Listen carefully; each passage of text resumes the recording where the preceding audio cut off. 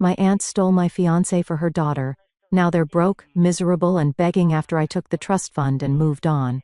I'm 28 years old, and up until last year, I thought I had my life perfectly figured out.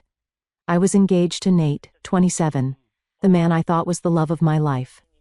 We met in college, but back then, we were just acquaintances. He was charming and funny, but we didn't hang out in the same circles.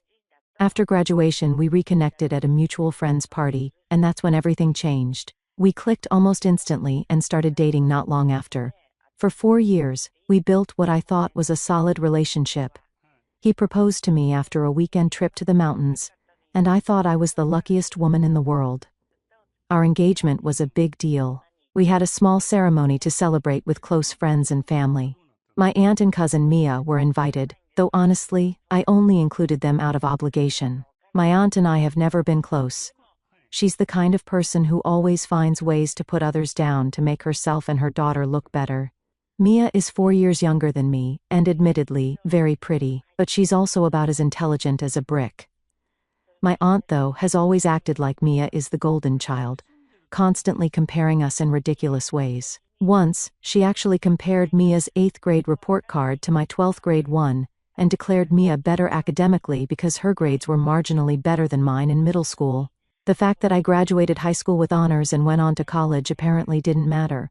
Despite our rocky relationship, I didn't think much about my aunt or Mia attending the engagement.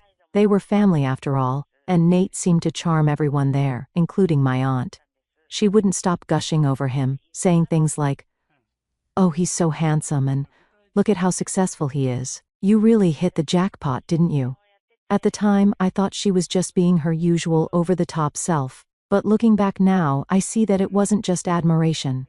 It was something else entirely. Fast forward a few months, and Nate and I were planning our wedding for October. I had to leave for a summer program in the UK, but everything was set to go. We'd picked a venue, started working on a guest list, and even put down deposits on some of the vendors. Nate seemed supportive of my trip, though looking back, I wonder if he was just pretending. While I was abroad, we stayed in touch through calls and texts, but after the first couple of weeks, something shifted.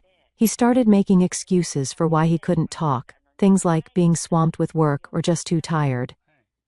I assumed the distance was taking a toll, but I figured we could get through it.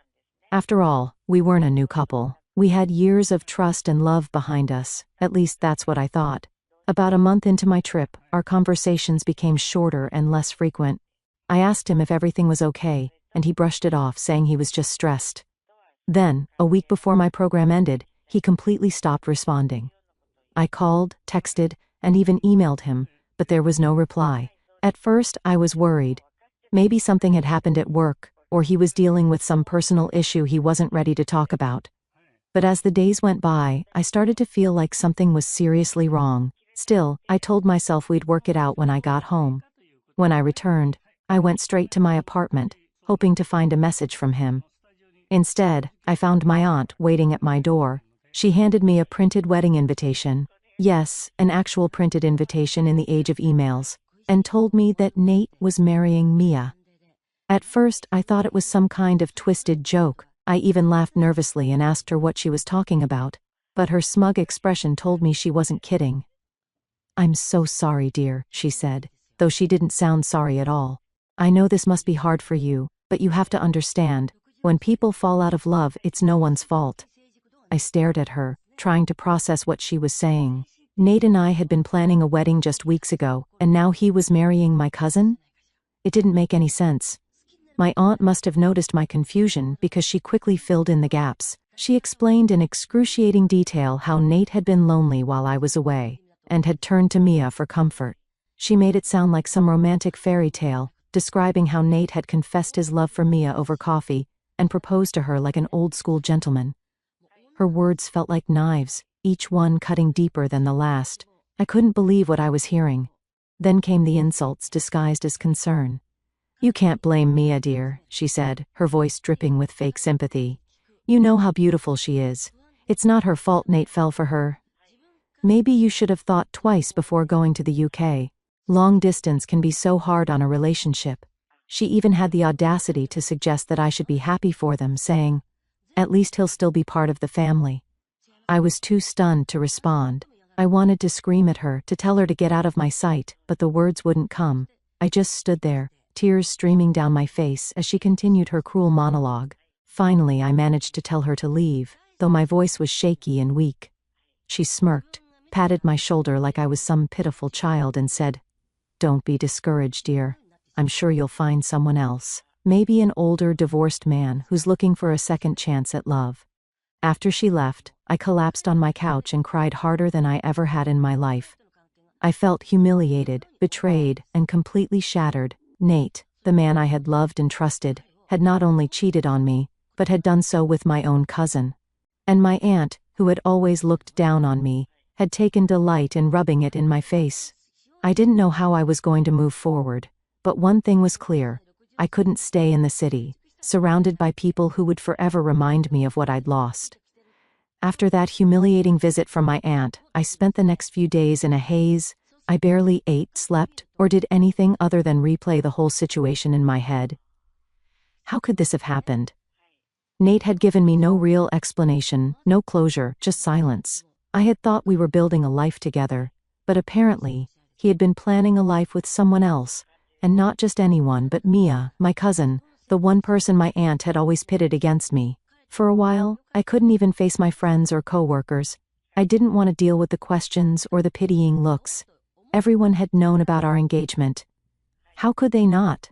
We'd had a big engagement party, complete with photos on social media and gushy posts about how lucky we were to have found each other. Now, all I could think about was how stupid I must have looked. My mom, bless her, came to stay with me for a week when she found out what had happened. She's always been my rock, and having her there made things a little easier. She didn't push me to talk about it, but she was there when I needed her. We spent hours watching bad TV, eating ice cream straight from the tub, and trying to laugh at the absurdity of the situation. She even joked, "Well, at least you dodged a bullet. If he could do this to you, imagine what kind of husband he'd have been." It helped, but the moment she left, the loneliness hit me all over again. Everywhere I went, there were memories of Nate. The coffee shop we used to visit on Saturday mornings, the park where he had proposed, even the kitchen table where we'd spent countless nights planning our future together. It was suffocating. I knew I couldn't stay in the city any longer. I needed a fresh start, somewhere far away from all the reminders of what I'd lost. I started applying for jobs abroad, something I had thought about doing before Nate came into my life. Within a few weeks, I landed a promising position in Leeds, UK. It wasn't just a job, it was an opportunity to rebuild my life from the ground up. I packed up my apartment, said goodbye to my mom, and boarded a plane with a mix of fear and hope. Moving to a new city, let alone a new country, was terrifying at first. I didn't know anyone, and for the first few weeks I felt completely out of place. But as the days turned into weeks, I started to find my footing. My coworkers were welcoming, and the work kept me busy. I threw myself into my new job, staying late and volunteering for extra projects just to keep my mind occupied. Slowly but surely, the ache in my chest began to fade. One day, a few months after I had settled in, I got a call from my mom that changed everything. She sounded almost giddy as she told me about a recent family gathering. Apparently, my aunt had been bragging about Nate and Mia's upcoming wedding, going on and on about how perfect they were together. But then someone asked what Nate did for a living. My mom, knowing full well that Nate had quit his job to pursue his passion for writing, decided to stay quiet and let my aunt handle the question. My aunt, thinking Nate was still employed, confidently told everyone he was working in finance. Well, it didn't take long for someone to spill the beans. Another relative chimed in, saying, "Oh, I thought he quit his job last year. Isn't he trying to become a writer now?" My mom said my aunt's face turned beet red as she stammered through an excuse about how writing is such a noble profession, but the damage was done. My aunt realized she had married Mia off to someone who didn't even have a stable income. I couldn't stop laughing as my mom recounted the story. For the first time in months, I felt like I had the upper hand. My aunt, who had always looked down on me, had been so blinded by Nate's charm that she didn't even bother to look beneath the surface. Now she was stuck with a son-in-law who couldn't pay the bills, and Mia, who had never worked a day in her life, had to take a part-time job as a receptionist just to keep them afloat.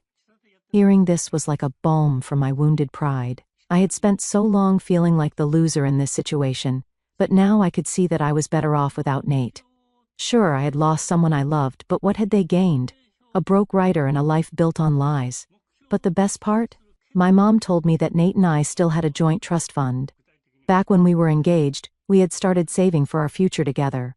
I was the one who managed our finances, so I had full access to it. After everything that happened, I had completely forgotten about it. Now, it felt like a gift. I wasted no time liquidating the account, transferring the money to my own savings. Sure, 20% of it technically belonged to Nate. But after everything I had spent supporting him, covering his rent, his groceries, even his creative expenses when he quit his job, I figured it was more than fair. I knew Nate would eventually come looking for the money. He was too arrogant to think I'd actually do something like that. But for the first time in months, I felt like I had taken back control. I wasn't the victim anymore. If Nate and Mia wanted to build a life together, they could do it without me or my money. For months, I settled into my new life in Leeds, working hard and focusing on myself. I hadn't thought much about Nate or my family back home, at least not until Christmas rolled around. That's when the drama found its way back to me. It started with Nate showing up at my mom's house. I wasn't home for the holidays. I had decided to spend Christmas in Leeds and keep my distance, but that didn't stop him. According to my mom, he knocked on her door, looking for me, and demanded to talk about the trust fund. My mom wasn't sure what he was talking about until he started ranting about how I had stolen his money. She quickly shut him down, saying, if my daughter took anything, she had every right to. But Nate wasn't having it. He kept insisting that the trust fund was our money, and that I was obligated to give him his share.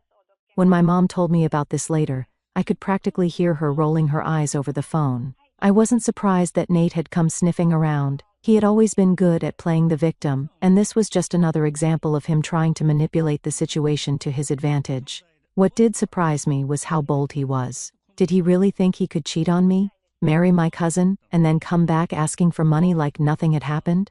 A few days after Christmas, Nate decided to email me directly. His tone was desperate, almost pathetic. He claimed he was on the verge of being evicted and needed the trust fund money to pay off his overdue rent. He even had the audacity to say that I was being petty by withholding the money. You don't understand how hard things have been for me and Mia, he wrote, as if I was supposed to care about their struggles after what they had done to me. I ignored the email, but Nate, being Nate, didn't stop there. He sent another email a few days later, this time trying a different tactic.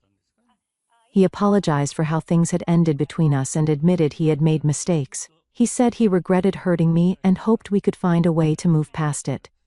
But of course, the real purpose of the email was clear. He wanted the money. He even tried to guilt me by saying, I thought you would be more understanding, considering everything we shared. It was laughable. Understanding? After he humiliated me and destroyed our relationship? Not a chance. Still, I decided to reply, not because I owed him anything, but because I wanted to make one thing clear. I told him that the trust fund was gone, and that he had no right to it. Consider it repayment for all the money I spent supporting you while you were busy chasing your dreams, I wrote. Then I blocked him. But of course, it didn't end there. A few weeks later, my aunt and Mia showed up at my mom's house, demanding to speak to me. Apparently, Nate had told them about the trust fund, and now they were all up in arms over the fact that I had liquidated it. My mom called me after they left, barely able to contain her laughter. Your aunt was furious, she said. She actually had the nerve to say you ruined Nate's life. According to my mom, Mia was in tears, saying that I had sabotaged their future. She claimed they were on the verge of homelessness and begged my mom to convince me to give Nate his share of the money. My mom, being the amazing woman she is, told them to leave and never come back. If Mia is so successful, as your aunt keeps claiming, then why can't she support her husband? She asked them. But the real kicker came when my dad got involved. He doesn't usually get mixed up in family drama, but this time, he had had enough. When he heard about what my aunt and Mia had said, he called them out. He told my aunt that if she didn't stop harassing me, he would cut off the financial support he had been giving her for years. He even pointed out that if Mia and Nate were struggling so much, maybe they should have thought twice before betraying me. My aunt, of course, tried to play the victim. She started crying, saying she had only wanted to secure Mia's future, and hadn't realized Nate was a bum. Apparently, she had assumed Nate was still working in finance, and was horrified to learn that he had quit his job over a year ago to pursue writing. She actually had the gall to blame me for not telling her the truth about Nate's financial situation. If I had known, I would never have let Mia marry him, she wailed. The irony of the whole situation was almost too much to handle. My aunt had spent years tearing me down, comparing me to Mia, and acting like she and her daughter were better than everyone else. And now, here they were, begging for help, because Mia had married a man who couldn't even pay his own rent. But the best part? My grandparents, who had been letting my aunt and Mia live with them rent-free for years, finally had enough. They kicked them out of the house, saying they were tired of all the drama. Now my aunt and Mia are renting a tiny apartment together, struggling to make ends meet. Nate is still trying to find steady work, but from what I hear, no one is eager to hire him. I won't lie, it felt good to hear about their struggles. Call it karma, call it justice. But after everything they put me through, I think they deserve every bit of it. By the time my Aunt Mia and Nate were all turning on each other, I felt like I was finally regaining control of my life. I had no intention of stepping back into the chaos, but as usual, they found ways to drag me back into the drama. A couple of weeks after my grandparents kicked my aunt and Mia out of their house, my mom called to let me know that they had shown up again, this time with the sob story. Apparently, Mia was panicking because the landlord had given them an eviction notice after Nate failed to pay rent for the third month in a row. My aunt was desperate to find someone to blame, and predictably, they decided that person was me. They showed up here like they were storming the gates of a castle, my mom said, clearly trying to hold back laughter. Your aunt started ranting about how you're the reason Nate and Mia are struggling. She actually said if you hadn't stolen that money they'd be living comfortably right now. Can you believe that? I could believe it, unfortunately. My aunt had spent her entire life dodging accountability, so it was no surprise that she refused to take responsibility for her role in this disaster. After all, she had practically thrown Mia at Nate, convinced that marrying him would solve all of their problems. Now that it had blown up in her face, she was scrambling to pin the blame on someone else. But what really made me laugh was how delusional Mia sounded. According to my mom, she kept saying things like, "I thought Nate was going to take care of me," and "he promised we'd have a big house by now." The idea that Nate, a man who had been unemployed for over a year, could provide that kind of life was so ridiculous that I couldn't help but laugh. Still, the situation wasn't without its highlights. My dad, who had been mostly quiet throughout this whole ordeal, finally decided to speak his mind. When he heard my aunt yelling at my mom, he came downstairs and told her off. "If Mia and Nate are so successful, why are they begging for money?" he asked. "Maybe instead of blaming my daughter, you should ask yourself why you thought it was a good idea to marry Mia off to a man who couldn't even pay his own bills." My aunt, of course, tried to deflect. She claimed she had no idea about Nate's financial problems, and that I had deliberately hidden the truth from her. "If she had told me, I would have never let this happen," she cried, as if her ignorance somehow excused her actions. But my dad wasn't having it. He reminded her that she had spent years treating me like a second-class citizen while putting Mia on a pedestal. "You thought you were so clever, didn't you?" he said. "You stole my daughter's fiancé and called it a victory. But now that the truth is out, you're coming to us for help? Don't make me laugh."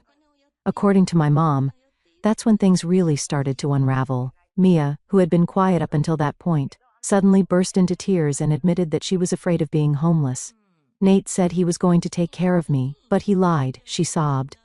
"I don't even think he loves me anymore." Apparently, Nate had been blaming Mia for their financial problems, accusing her of not contributing enough.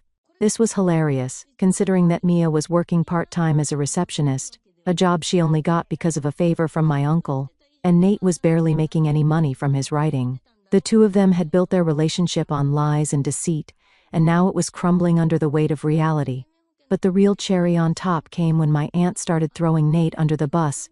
"I told Mia not to marry him," she claimed, conveniently forgetting that she had spent months bragging about their engagement. "I knew he wasn't good enough for her, but she wouldn't listen." At that point, my dad had heard enough. He told my aunt and Mia to leave and never come back.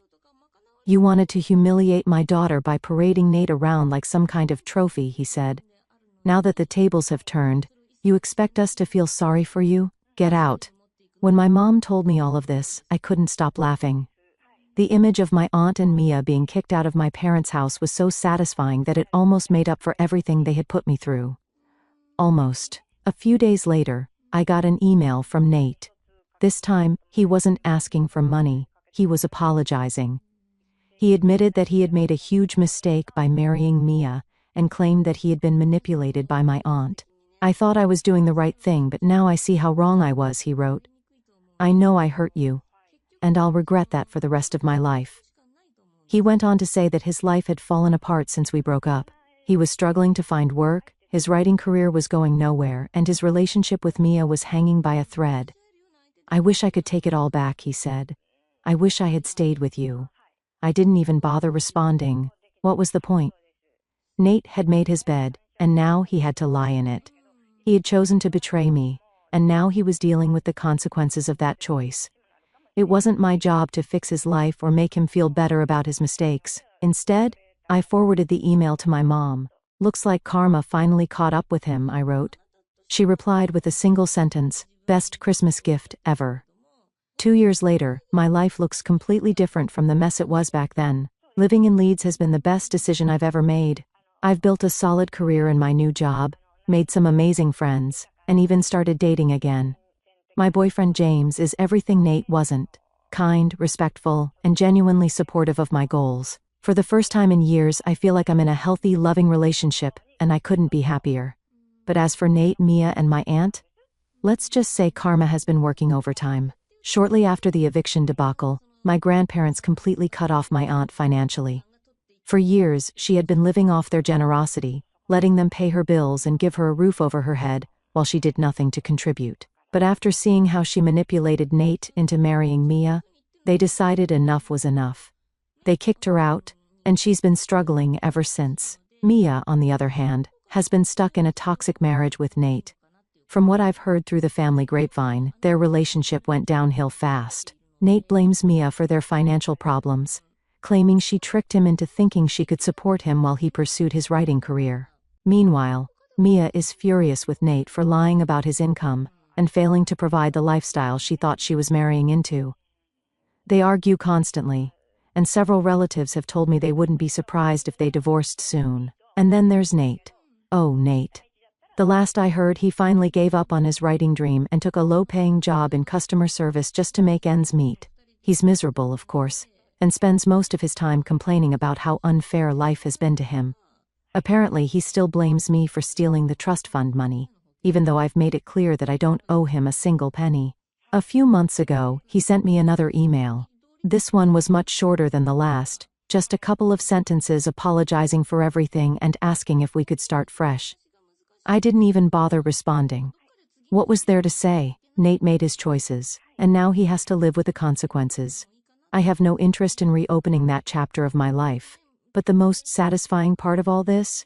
My aunt has finally been forced to face the reality of her actions. For years, she treated me like I was less than Mia, constantly putting me down and making me feel like I wasn't good enough. She thought she had won when Nate left me for her daughter. But now she's living in a cramped apartment with no income, no support, and no hope of things getting better. And Mia, her precious golden child, is stuck in a marriage that's crumbling before her eyes. A few weeks ago, my mom called me with an update. Apparently, my aunt had been trying to reconnect with the family, hoping to get back into everyone's good graces. She even went so far as to apologize to my grandparents for her past behavior, claiming she was just trying to do what was best for Mia. My grandparents weren't buying it. They told her that until she took responsibility for her actions and made amends with me, they wanted nothing to do with her. My mom also mentioned that Mia had been asking around about divorce lawyers. It sounds like she's finally realizing that Nate isn't the Prince Charming she thought he was. But honestly, what did she expect? My mom said. She knew what she was getting into when she married him. Hearing all of this felt like validation. For so long I had been painted as the villain in this story, the stubborn, selfish woman who drove Nate into Mia's arms. But now, the truth was coming to light. My aunt, Mia, and Nate had all dug their own graves, and now they were dealing with the fallout. Meanwhile, I was thriving. I had a great job, a loving boyfriend, and a life that felt entirely my own. Looking back, I can't believe how much my life has changed since the day my aunt showed up with that wedding invitation. At the time, I thought my world was ending. I felt humiliated, betrayed, and completely lost. But in hindsight, losing Nate was the best thing that ever happened to me. If he hadn't left, I might still be stuck in a one-sided relationship, pouring all my energy into supporting a man who didn't value me. Instead, I've built a life that I'm proud of, surrounded by people who truly care about me. If there's one thing I've learned from all of this, it's that karma is real. It might take time, but eventually, people get what they deserve. Nate, Mia, and my aunt thought they could hurt me and walk away unscathed. But life had other plans. And while they're busy dealing with the mess they created, I'm free to live my best life. To anyone reading this who's going through a similar situation, just know that it gets better. The pain doesn't last forever, and eventually, you'll come out stronger on the other side. And who knows, maybe karma will pay you a visit too.